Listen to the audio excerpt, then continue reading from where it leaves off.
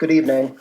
Um, Before the board tonight, there is a settlement agreement for the Calumet Club disconnection litigation. And along with that, there are several other resolutions or other actions the board is being asked to take.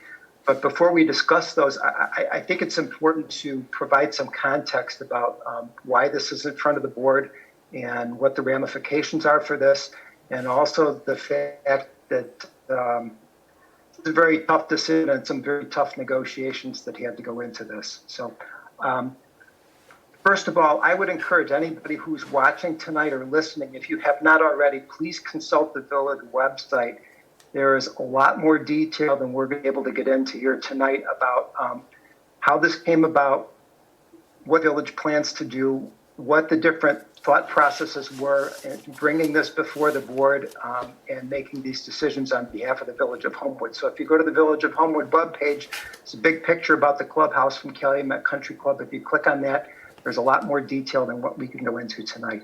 The long and the short of this is that the village was sued by the now owner of Calumet Country Club back in mid-year of 2019.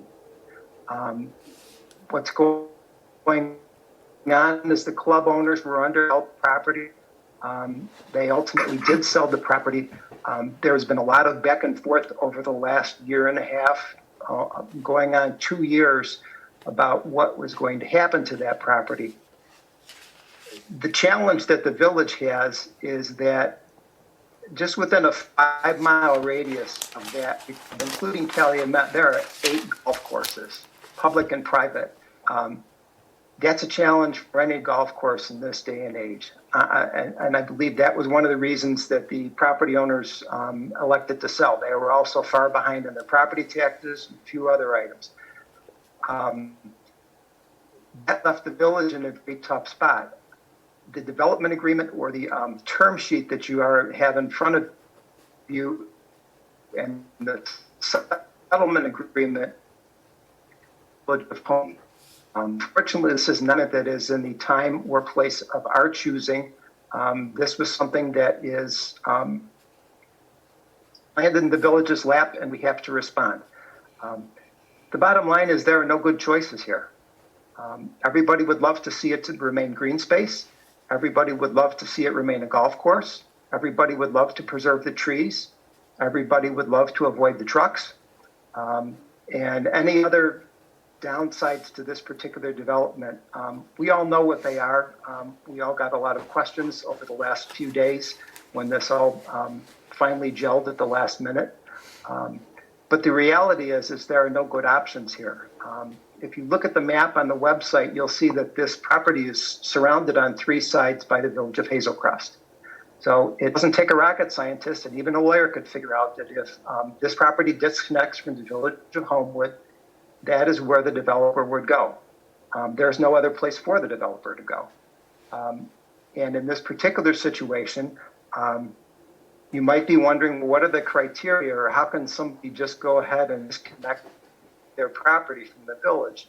This is something that is out of the village's control. Once again, if you look at the website under legal aspects, we have gone ahead and listed the 7 different criteria that the property owner has to meet in order to be allowed to disconnect from the property. What the law says, the courts have interpreted this over the years, is that as long as that property owner meets those 7 criteria, the judge doesn't have any discretion. The judge has to follow the law, and the judge has to grant the petition. So that's what the village was confronted with back in July of 2019 when the lawsuit was filed. Since that time, we have gone and hired outside counsel working with me, Mr. Greg Smith from Klein, Thorpe & Jenkins, and together we have been working to, number one, look at each one of those criteria in detail and see if the developer was in fact entitled to disconnect. And while we haven't come to a final decision, conclusion is this is going to be a very difficult case with the possibility of a couple of different things. Number one, the property couldn't be sold to anybody else. It was already under contract to the developer. The village could try to condemn the property. That would cost far more than the village has, and nobody's got that kind of money sitting around where we could do that. That would also involve another court case, and then a jury would decide what that property's worth, probably far more than what the developer ended up paying for it.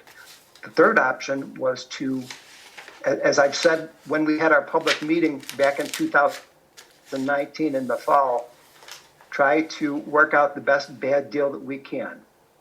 Unfortunately, this is a bad deal. There are no good options at this point. Short term, for those that have asked, there are no real benefits to the village. There are no benefits to the village. There's no extra tax money or anything else that's coming in. At the same time, there are a lot of downsides. Nobody likes the trucks. Nobody likes the traffic. Nobody likes the noise. Nobody likes all those other things that come along with it. The reality is, though, whether the village stays in the village or it goes to the village of Hazel Crest, that's what's going to happen to this property. And so the board directed us to undertake a couple of things or set a couple of goals. And the first one is do whatever it takes to keep this property within the village of Homewood. Second of all, to negotiate as best we can to mitigate the negative effects of this on the surrounding neighborhood. And if you look at the property and the map on the website, you'll see the only residences that abut this property are those folks on 175th Street. To the east, you've got a parking lot and then some houses in East Hazel Crest. You've got the Tri-State Tollway to the north, and you have an office park in Hazel Crest to the west. So the board was very sensitive to the fact that we needed to do whatever we could to protect the residents in Governor's Park. This is not a great solution. There are lots more things that we would like to do, but we're not going to be able to do. But allowing this property keeping this property in Homewood does allow the village to maintain some control over what happens here, and also to make sure that that property, especially on the south side, as it affects 175th Street, there are setbacks. There is a berm between 6 and 8 feet tall to set that back from the road and also to screen. And in addition to that, there are landscaping requirements and fencing requirements, and more than I can get into tonight. But the point is that we were able to negotiate, and we negotiated a lot to try to do whatever we could to mitigate the impacts. It is certainly not perfect. There's plenty more that we could do, but the problem is that we have a trial date on March 5th. The judge set that. After a year and a half, everything has to wrap up. And so what we were faced with at that point is either we try to work out the best bad deal that we can, or we go to trial. If we go to trial and we lose, in that situation, the property is disconnected from Homewood and it's going to end up in a neighboring community. So the bottom line is, do we take that risk? Or, because ultimately what's going to happen is you're going to have elected officials in another town making decisions that are going to affect Homewood residents. And the village of Homewood and its residents would have no say as to what goes on there. The other thing that this settlement agreement also contemplates, there's a list of uses that would be allowed at this property. We have also negotiated as part of this the fact that other uses would not be permitted at this property. At one point, there was a proposal for concrete recycling and rock crushing, and it would have been right across the street from our residences. That is no longer in the picture. It is not an allowable use here, and it won't be coming in. Those are the kind of things that we've been able to work on this. As I said, it's not perfect, but it's probably the best that we're going to be able to get at this point in time, given these facts. The challenge is, if we did not agree to something, then once again, we'd be back in court in very quick order, facing some very challenging facts. So what this what the settlement agreement contemplates is a number of things. So first of all, the village is obligated to create a tax increment financing district. The village is not creating that district tonight. The village is just starting the process. Our consultant has determined that it does qualify to be a TIF, but there are certain steps that we have to take. So the ordinance that is on the agenda for tonight convenes a joint review board, which is another first step in the process to create a TIF, and it also sets a public hearing date for the TIF, and that's later on. The second thing is the village, as part of the settlement agreement, agrees to support a resolution for a Class 8 property tax assessment reduction. Pretty typical in a lot of commercial developments these days because of the absolutely high property taxes in Cook County, especially for commercial property. The village is also agreeing to advance $1 million to the developer. And I just like to point out, so there's no misconceptions about this or misunderstandings. Every dollar that the village is advancing here and every dollar in financial incentive that is being or would be paid to the developer under the settlement agreement and under the TIF, these are dollars that are generated by that property. So right now it's a golf course and essentially it's vacant land. As that property is developed and there are different structures that are built there, the property taxes are going to go up because now there's development there. That increased value, which results in increased property taxes, that is what funds these incentives. So the $1 million that the village is advancing, the village will get paid back out of those increased property taxes from this development. On top of that, the village is also, one of the other challenges with this particular site is there's a small sliver of the country club on the east side that's actually in the village of Hazel Crest.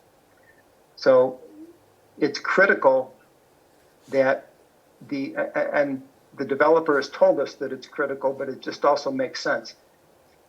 Homewood would certainly like to see the main access point for this particular property to be off of Dixie Highway. The village has agreed as part of the settlement agreement that if the developer runs into problems with the village of Hazel Crest, and really what we're talking about is a building permit across property that the developer already owns. If there's a situation where the developer has to take Hazel Crest to court to force the issue, the village is obligated to reimburse the developer for up to $100,000 in legal costs. But if you think about it, that's actually to the village of Homewood's benefit, because we certainly want to make sure that there's access to this property from Dixie Highway so that if trucks have to go in and out of there, they go from that particular location to the greatest extent possible. There is another access point off of 175th Street, depending on what goes into the property. But we certainly want to encourage that access onto Dixie Highway. Finally, the final point of this is this has been going on for over 1.5 years at this point. One of the things the developer was very concerned about, because it has gone on for a long time, is they don't want it to go on any longer. We had to explain to them that we just can't turn around and create a TIF in 10 days. It takes time. We have to go through the process. We have to make sure that it's done right. We also have to make sure that there's public input. So the agreement that we've reached is that we have to, and when I'm talking about we, we're talking about the village, these several steps all have to be taken care of and in place by May 12th. And that's the day after the first board meeting in May. That does give us enough time to set up the TIF and to, we've already done, or we will be doing the Class 8 tonight, and also setting up the different pieces of this incentive package so that those are all in place by the first meeting in May. If for some reason that doesn't happen, the village is obligated to pay the developer $250,000, and that's to reimburse them for the cost of everything that has gone on so far. But the other piece is the village also would be consenting to disconnect the property. And that was what we had to do in order to get this to this agreement so we could do whatever it takes to keep this property within the village of Homewood. So those are the key terms.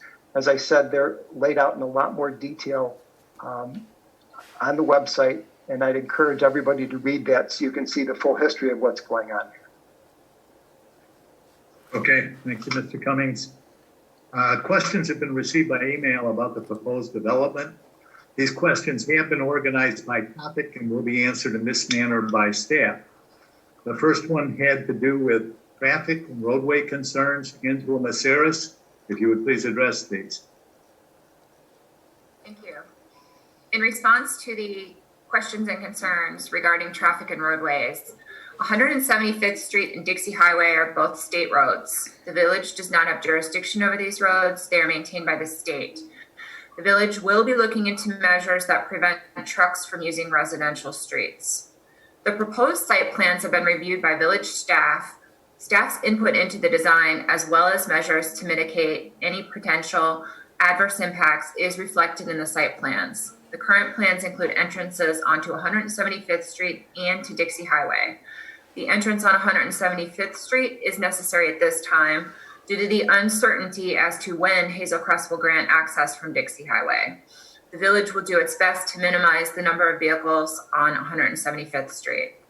The site plans call for several improvements to roadways, which include dedicated right and left turn lanes, signage indicating no left turn, traffic signal timing modifications to improve traffic flow, and a dedicated right turn lane at the expressway off-ramp. The developer must meet the Illinois Department of Transportation requirements for any site and road access improvements to 175th and Dixie Highway. The developer has submitted their plans to IDOT for review, and as part of this process, the developer has also conducted a traffic study. The developer establishes that approximately 300 trucks will access the facility each day. Overnight on-site parking is allowed on the site, and the village will work to limit the location of overnight parking in proximity to the roadways. A 6 to 8 foot berm with vegetative screening consisting of trees and bushes will be constructed to help mitigate sound and to screen any parking that is near the intersection of 175th and Dixie. Sound walls along the tollway are the responsibility of the Tollway Authority. And the village does not currently know how many forklift trucks or other machinery will be used on site at any given time. It is expected that forklifts will only be used inside the buildings. Other questions related to property values? Mr. Marino. Yes, we did receive some questions concerning about the value of residential homes going down based on the development of property tax value and the assessment that's done by the Cook County assessor. And the village has no knowledge that the property tax or property value will go down because of this development.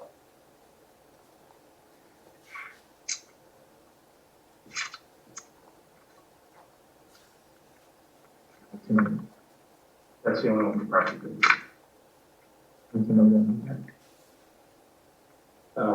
Another question was raised about what will the village gain by doing this. That was answered by Attorney Cummings, that the village would gain the ability to have some say in this development, as opposed to it going to Hazel Crest, where the village wouldn't have any say over the adverse impacts on the residents. Other questions related to environmental and health issues? And again, Mr. Marino. There was a question about replacing the trees. The village does have requirements in the development on how much green space and trees must be retained or planted. In this case, though, that's difficult to do because of the type of use. It's a fulfillment center, distribution center, and because of that, there's really no ability to replace the trees that are taken down. Another question came up whether the increment in the TIF district for this property can be used to replace trees anywhere else in the village, and that can't be done. Any revenue that's generated from this property within the TIF district can only be used for public improvements in the TIF district. Another question came up that was already answered about rock crushing. Rock crushing will be prohibited and won't be able to be installed in this location. Another question came up about the possibility of the buildings that are constructed being vacant because there's similar developments in the nearby communities that have gone up recently. It's our understanding that the developer is not going to build buildings until he has secured a tenant or buyer. So I expected that they would be built and be vacant this time. Other questions related to jobs and benefits again? And Ms. Saris. Yes, there was a question about what a fulfillment center is and is it Amazon? A fulfillment center is a location where a third-party provider fulfills customer orders for e-commerce retailers.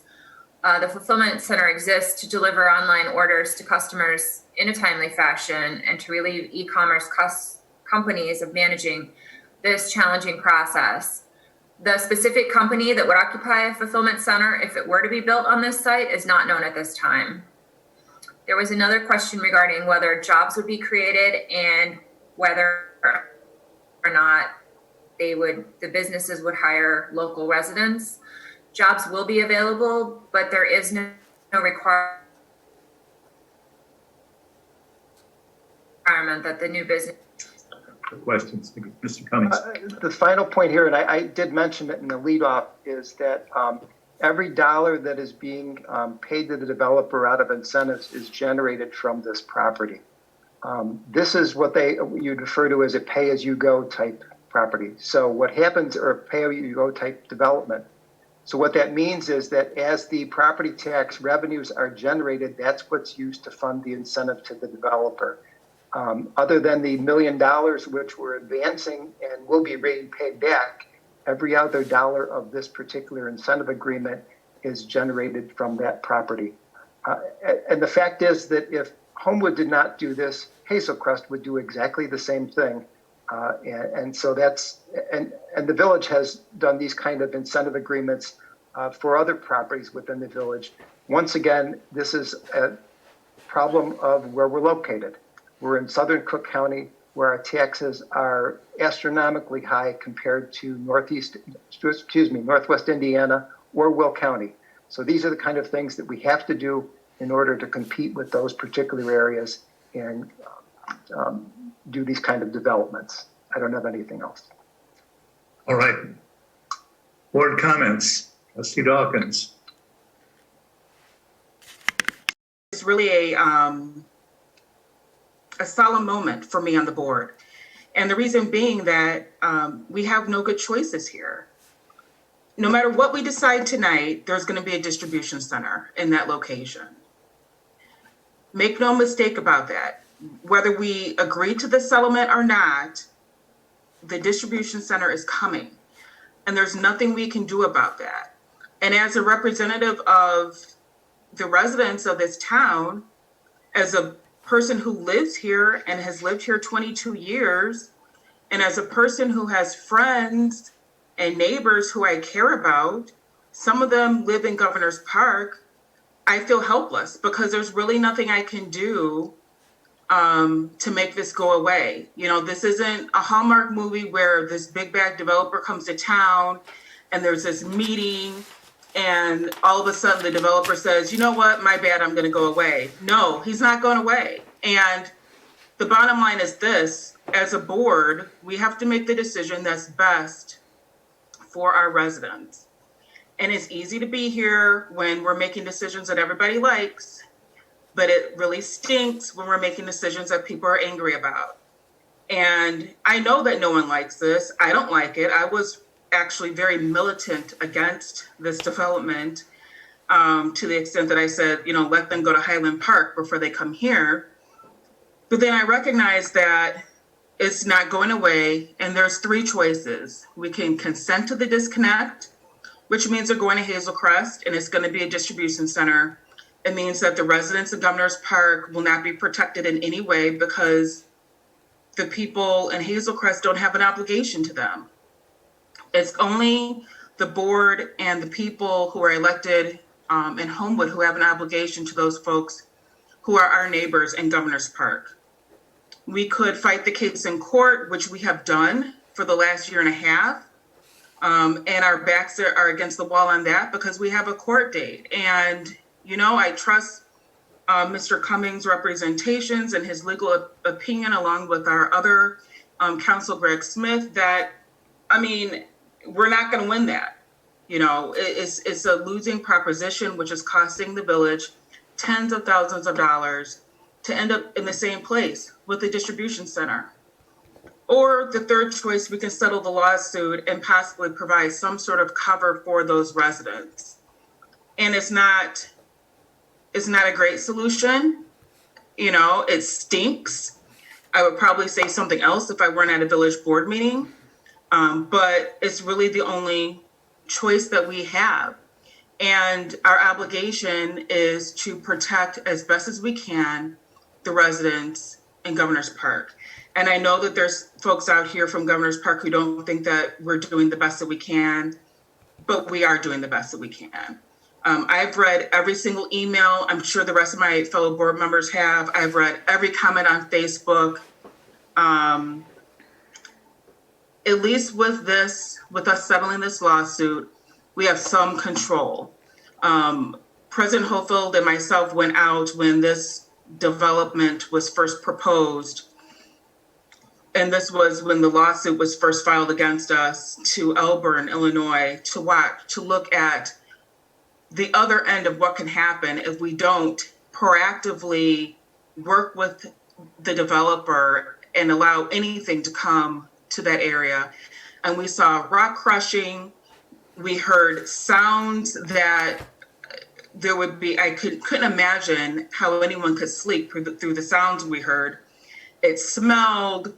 The traffic was horrendous with the trucks. We have to do something to protect those residents, and this is really our only option. It is for that reason I believe that this is settling this lawsuit is the best choice that we have to protect our residents and to protect the residents of Governor's Park. So for that reason, I will be voting for this. Trustee Purcell? Trustee Dawkins said a lot of what I think that we're all thinking. I'm not going to repeat all the points that she made, but I will say a couple of things. You know, it's another one of these situations like we had way back when with Walmart. Our backs are against the wall and we don't have any other choices. We've got doing this is like we have really nothing to gain, but we have everything to lose if we don't. None of us want this, as Trustee Dawkins said, none of us wanted this in the beginning. We still don't want it, but there really isn't any other viable options. Keeping it in Homewood is really the best thing. It is, you know, the court costs are too high to continue to fight this, knowing that it's an uphill losing battle. And if we can keep it within our boundaries, we do at least have some say, some control over what happens. And it's honestly the best thing that we as a village can do, is support this and try and make the best of a horrible, bad situation. So I have to say that I would be in for it too. Thank you. Trustee Washington? I agree with everything that's been said. It's just been very recent that I've come to this conclusion, but I'm not sure what else we could do. So I agree. Trustee Roman? I also very recently came to the realization that this was probably our best option, just like Trustee Washington just said. And again, I agree with everything else that's been said, and I don't want to repeat too much. I just want, the one thing I want everybody to know and for it to be clear is that this development is happening regardless. I know that's already been said, but it's whether here or in Hazel Crest, and our neighbors, the Hazel Crest board, did us no favors. And if they were friendly neighbors and supported us from day one, we wouldn't be here today. But they did not, and here we are. So at one point I did say, let this go to Hazel Crest. I can't support this. Let the blood be on their hands that they did this to our residents. But the more we learned about what was really going on with Hazel Crest. I knew we couldn't do that to our community, and we had to make the best decision that we could, even though this is not good for. I wish it was different, but it's the best we could do. So I also will be supporting it. That's all I have to say. Trustee Hyphen. First of all, I'd like to compliment our staff and all of our representatives in doing the best that they could under the circumstances. I agree with my trustee colleagues and everything that they've said, and I hope that they would join me in a pledge to see that any of the potential or future financial benefits that we may receive from this that may be realized by the village would be used to help relieve or mitigate some of the stress, both on the entire community, but in particular the residents of Governor's Park. This is something that I think that from the tone of some of the letters that were received, that they feel like they're not being represented properly. I can assure you, those residents, that they are being represented, and going into the future, their best interests will be carefully watched. Trustee Barnson.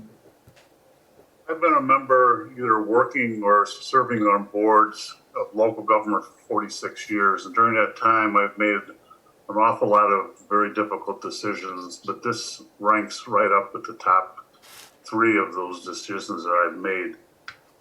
It's very hard, I think, for every one of us to sit on the board to realize that we're making a decision that affects 19,000 people. We just didn't do this overnight. We've been talking about this in executive session for over a year. And like Trustee Heiferman, the amount of work that our staff has put in and fellow trustees and the mayor has been immense. We did this final point lightly. And I, like 3 other trustees I think mentioned, only finalized my decision in the last month or so that this is probably the only way we could go. I read every one of those letters. I understand where people are coming from. They're coming from their heart when they talk about things. I just hope that by us doing what we're doing tonight, it'll prevent some of the tragedies that could have gone on with development on that site. I've lost a lot of sleep over this. I love it as green space. I've seen it evolve from the presentation of retail, senior housing to this. We've attempted to mitigate this as best we could. I compliment our staff, fellow trustees. We worked very hard on it. We're simply out of choices. So we must deal with it as presented. With that being said, Mrs. Thomas, if you would please read items 1, 2, 3, and 4, and we'll consolidate and vote on them in the as one. Calumet Country Club Property Disconnect Settlement Agreement. 1. Settlement and Release Agreement. Approve a settlement agreement between WNE Ventures LLC, known as Diversified Partners, and the Village of Homewood to settle the pending litigation seeking disconnection of the former Calumet Country Club property from the Village of Homewood. Number 2, Resolution R3071, Class 8 Classification. Pass a resolution supporting and consenting to a Class 8 Cook County tax classification for the former Calumet Country Club property as provided for in the settlement agreement between WNE Ventures LLC and the Village of Homewood. 3.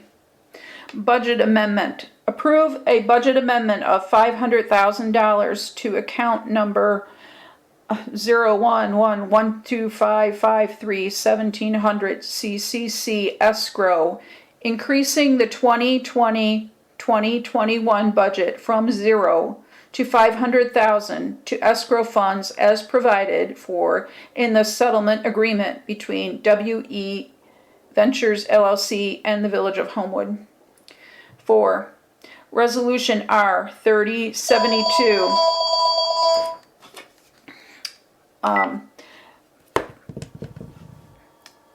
Pass a resolution declaring the Village of Homewood's official intent to reimburse WNE Ventures LLC, subject to approval of a TIF district, for TIF eligible expenditures incurred prior to creation of a TIF, as provided for in the settlement agreement between WNE Ventures LLC and the Village of Homewood. Am I supposed to read the ordinance as well? And do that on the same time? Do that Okay. separate. Okay. All right, may I have a motion to approve items 1, 2, 3, and 4 of the disconnection settlement agreement, please? So move Purcell. Second, Heiferman? Been moved by trustee Purcell, seconded by trustee Heiferman. Roll call, please.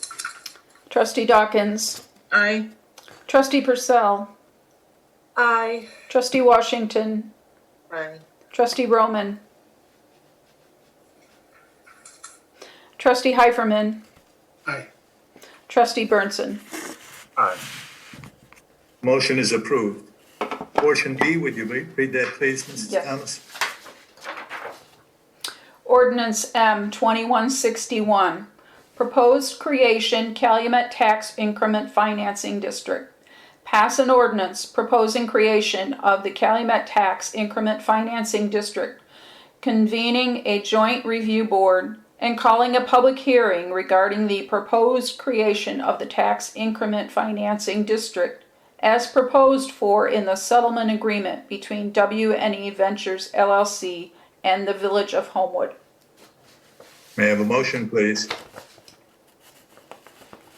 So moved, Dawkins. Been moved by trustee Dawkins, seconded by trustee Burnson. Roll call, please. Trustee Dawkins. Aye. Trustee Purcell. Aye. Trustee Washington. Aye. Trustee Roman. Aye. Trustee Heiferman. Aye. Trustee Burnson. Aye. Motion is approved. Item number 10, general board discussion. Trustee Dawkins. I have nothing else. Trustee Purcell. Can I just say happy birthday to my son Tyler, number 15.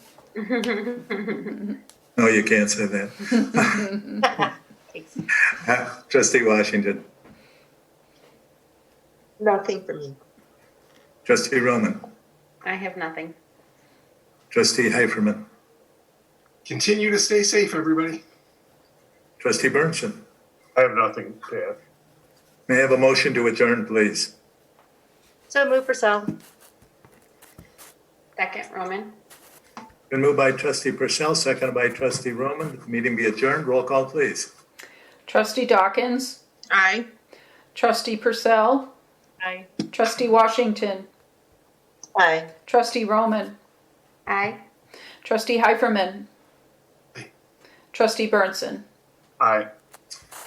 Meeting is adjourned. Thank you all.